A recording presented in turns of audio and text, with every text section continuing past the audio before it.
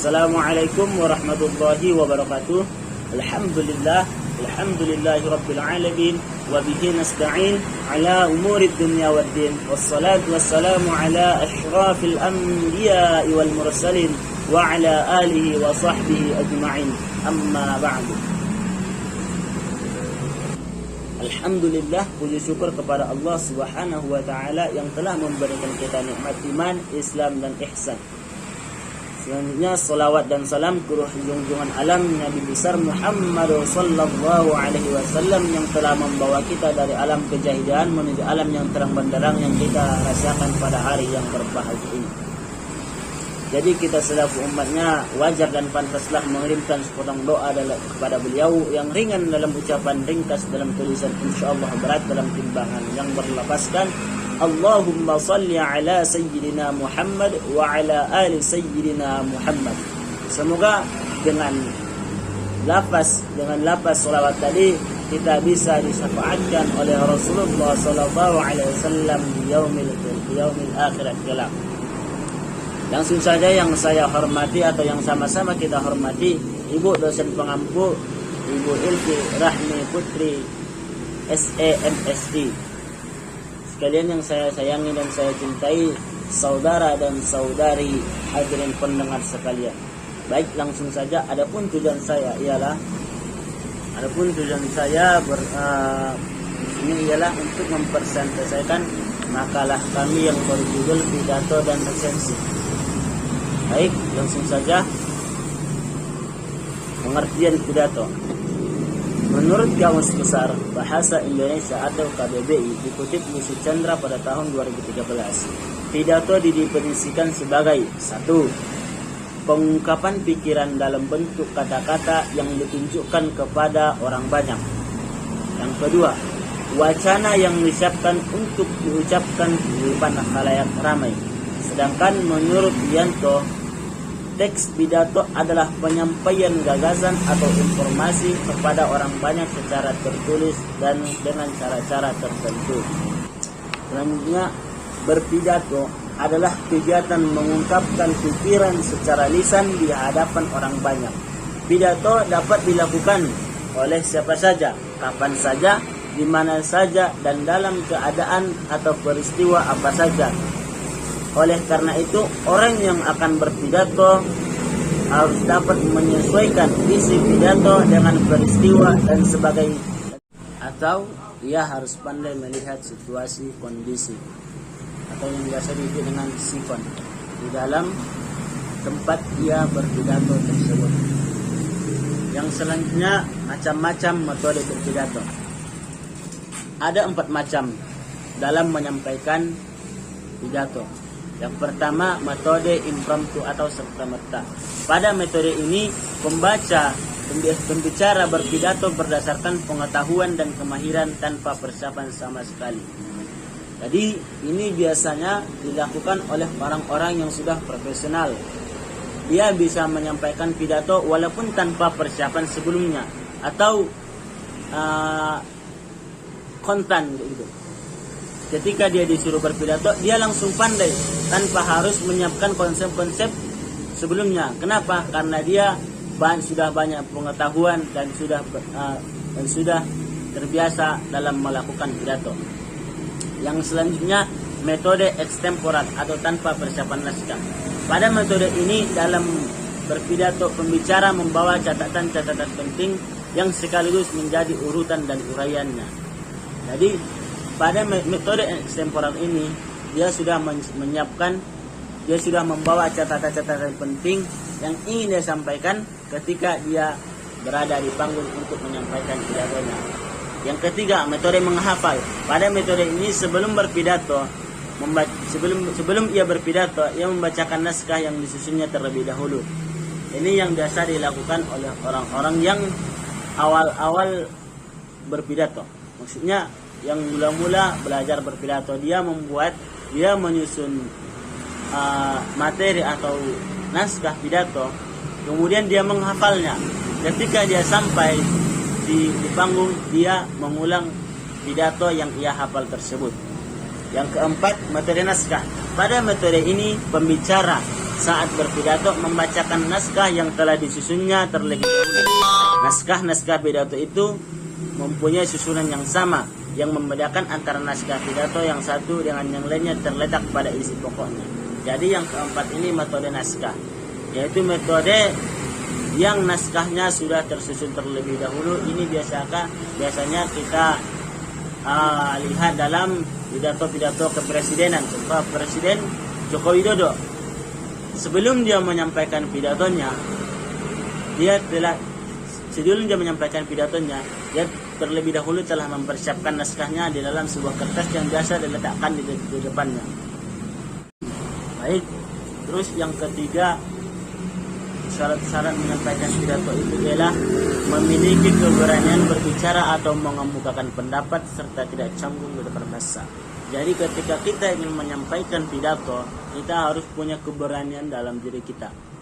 Jangan malu-malu, jangan lemah. Soalnya kalau kita tidak punya keberanian di depan halayak ramai, bisa-bisa nanti ketika kita menyampaikan pidato, kita lupa akan konsep yang akan kita sampaikan, atau bisa kesana kemari, tidak berjalan dengan baik apa isi pidato kita tersebut. Yang selanjutnya, syarat-syarat pidato yang baik. Ada beberapa syarat-syarat supaya pidato kita itu dengan baik. Yang pertama, adanya pokok masalah atau isi yang akan diuraikan yang harus dikuasai. Jadi ketika ingin menyampaikan pidato, harus ada pokok masalah dulu atau isi dalam berpidato tersebut, dan harus kita pandai menguraikannya, dan kita kuasai akan isi atau pokok masalah pidato kita tersebut. Yang kedua, memiliki kecakapan untuk menyampaikan isi tersebut. Jadi syarat pidato yang baik yang kedua ialah kita harus pandai-pandai bagaimana caranya supaya ketika kita menyampaikan pidato tersebut supaya terdengar baik atau terdengar mudah dipahami di depan halayak ramai. Ketiga, uraian mengandung pengetahuan. Pidato yang kita sampaikan itu seharusnya ketika kita selesai menyampaikan pidato ada tambahan pengetahuan kepada para pendengarnya. Selanjutnya ada tujuan yang ingin dicapai. Ketika kita menyampaikan pidato harus ada tujuan yang kita ingin capai ketika kita selesai memberikan pidato kita. Yang selanjutnya, antara si pembaca, topik dan pendengar terjalin hubungan harmonis. Selanjutnya dapat dipahami pendengar. Dapat dipahami pendengar. Syarat yang selanjutnya dapat dipahami pendengar, yaitu kita menggunakan bahasa-bahasa yang mudah dipahami oleh pendengar supaya mudah dipahami, mudah dicerna dan tidak membingungkan para pendengar. Selanjutnya dapat dihayati oleh pendengar. Dapat dihayati maksudnya menyentuh ke kalbu para pendengar. Maksudnya besar, artinya bagi kehidupan pendengar. Besar maksudnya di sini adalah besar ketika setelah selesai mendengarkan pidato kita, ada pengaruhnya di dalam hidup si pendengar untuk masa selanjutnya.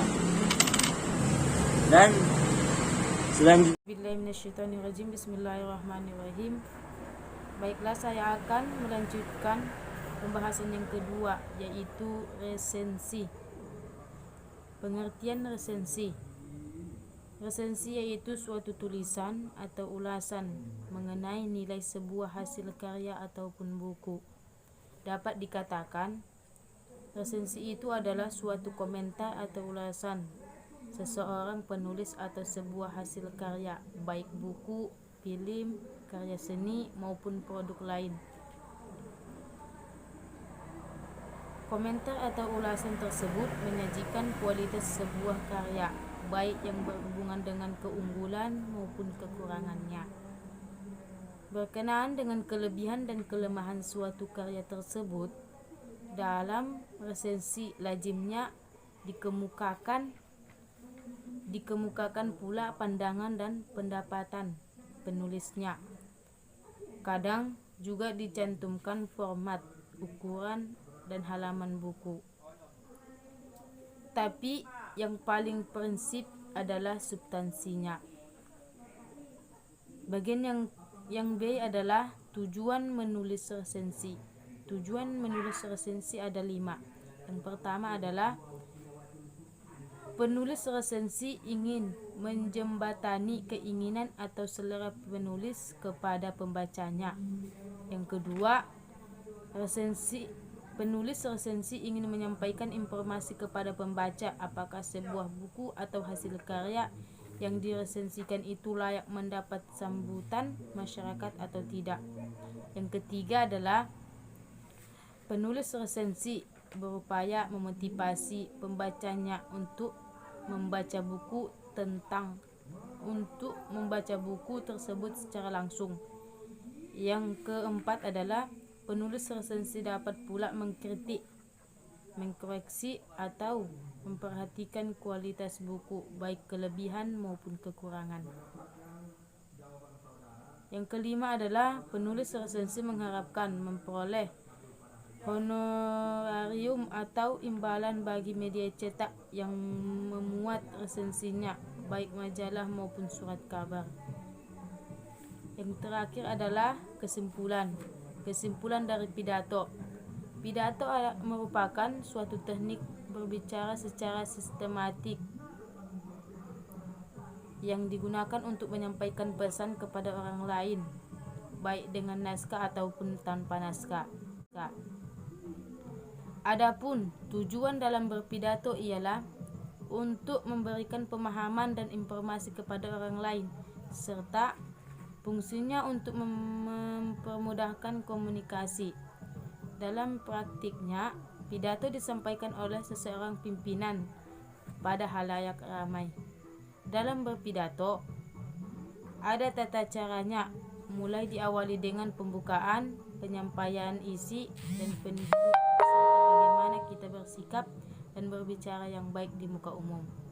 Kesimpulan yang kedua adalah yaitu resensi. Resensi adalah dapat mendatangkan banyak manfaatnya dan memperoleh informasi baru terhadap sebuah buku maupun karya-karya resensi lainnya, sehingga akan menambahkan pengetahuan dan wawasan yang luas kepada kita. Dengan artian, resensi ialah suatu tulisan atau ulasan yang mengenai nilai hasil karya seseorang. Resensi dapat dilakukan pada hasil karya-karya lainnya seperti karya seni, film, dan maupun drama yang dipaparkan melalui media massa maupun di media elektronik. Menulis resensi berarti menulis tentang kelebihan dan kekurangan serta sejumlah informasi tentang sebuah buku, karena di dalam resensi biasanya menginformasikan tentang keunggulan dan kelemahan sebuah buku yang diresensi. Mungkin cukup sampai di sini yang bisa saya sampaikan, kurang dan lebihnya saya minta maaf. Billahi taufiq wal hidayah wa bihi nasta'in. Assalamualaikum warahmatullahi wabarakatuh. Baik, mungkin cukup sekian presentasi yang dapat kami sampaikan. Lebih dan kurangnya kami memohon maaf yang sebesar-besarnya kepada saudara-saudara sekalian umumnya dan kepada ibu dosen pengampu khususnya. Terakhir saya kasih sebuah pantun, yetsete yarehe muttani fatiha sallema jagallema munfadijatiha ayyuma jungan utfika dunia kerentum merentum sanjayaha. Artinya, tiada gading yang tak patah-patahnya itu jadi ukuran, tiada lautan yang tak berombak-ombaknya itu jadi hiasan, tiada manusia yang tak bersalah-salahnya itu bisa dimaafkan. Akhirul kalam, ihdinas siratal mustaqim. Assalamualaikum warahmatullahi wabarakatuh.